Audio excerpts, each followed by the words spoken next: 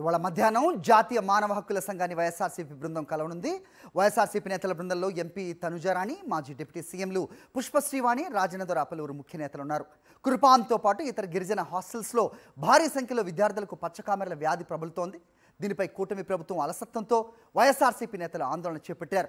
గిరిజన హాస్టల్స్లో పరిశుభ్రమైన మంచినీరు, భోజనం కల్పించడంలో ఏపీ ప్రభుత్వం నిర్లక్ష్యం కారణంగా విద్యార్థులు పెద్ద సంఖ్యలో పచ్చకామెరల వ్యాధి బారిన పడుతున్నారు. దీనిపై ఎన్హెచ్ఆర్సీకి ఫిర్యాదు చేయనున్నారు వైఎస్ఆర్సీపీ నేతలు.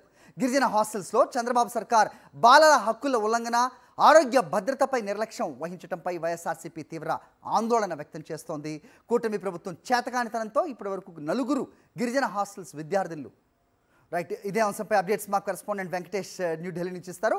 వెంకటేష్, చెప్పండి. సో వైఎస్ఆర్సీపీ మాజీ మంత్రులు, ఎంపీ ప్రస్తుతం ఎన్హెచ్ఆర్సీని ఆశ్రయించినట్టుగా తెలుస్తోంది. ప్రస్తుతం గిరిజన విద్యార్థుల సమస్యను వాళ్ళ దృష్టికి తీసుకెళ్ళడానికి వాళ్ళు సమాయత్తమయ్యారు. ఎలాంటి ఇన్పుట్స్ ఉన్నాయి మీ దగ్గర? అప్డేట్ చెప్పండి.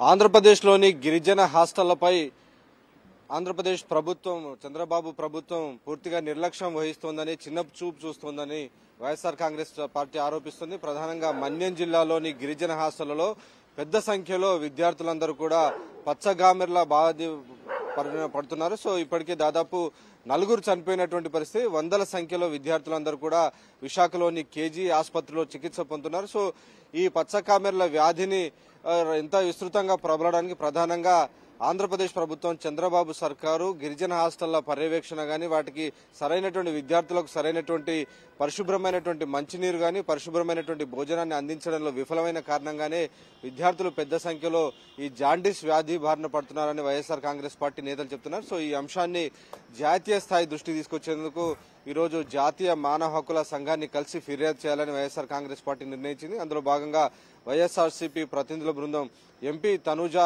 రాణి నేతృత్వంలో ఇటు మాజీ డిప్యూటీ సీఎంలు పుష్పశ్రీవాణి, అలాగే రాజన్న దొర వీరందరూ కలిసి జాతీయ మానవ హక్కుల సంఘాన్ని కలవబోతున్నారు. ప్రధానంగా గిరిజన హాస్టళ్లలో భారీ ఎత్తున పెద్ద సంఖ్యలో విద్యార్థులందరూ కూడా వ్యాధి బారిన పడుతున్నప్పటికీ ప్రభుత్వం నిర్లక్ష్యంగా ఉన్నటువంటి కారణం ఇప్పటికే వారికి సరైనటువంటి వైద్యం అందించడంలో కూడా విఫలమైనటువంటి పరిస్థితులు అనేటువంటి విషయాలను ఈరోజు జాతీయ మానవ హక్కుల సంఘానికి వివరించబోతున్నారు. నిజానికి 4-5 రోజుల కిందట వైఎస్ఆర్ కాంగ్రెస్ పార్టీ అధ్యక్షుడు వైఎస్ జగన్మోహన్ రెడ్డి విద్యార్థులందరినీ కూడా కేజీహెచ్ ఆసుపత్రిలో పరామర్శించారు.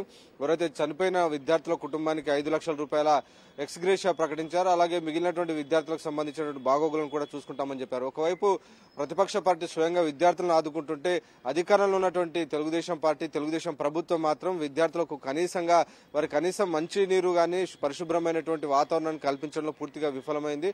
అలాగే దాదాపు 25 లక్షల రూపాయల ఎక్స్గ్రేషియా ప్రకటించాలని వైఎస్ఆర్ కాంగ్రెస్ పార్టీ డిమాండ్ చేసింది. సో ఈ అన్ని అంశాలను కూడా జాతీయ మానవ హక్కుల సంఘానికి ఈ రోజు వివరించబోతున్నారు. అలాగే రేపు ఎస్టీ కమిషన్ కలిసి కూడా విద్యార్థుల హక్కులను, బాలల హక్కులను ఉల్లంఘిస్తున్నటువంటి ఆంధ్రప్రదేశ్ వైఖరిపైన ఫిర్యాదు చేయబోతున్నారు.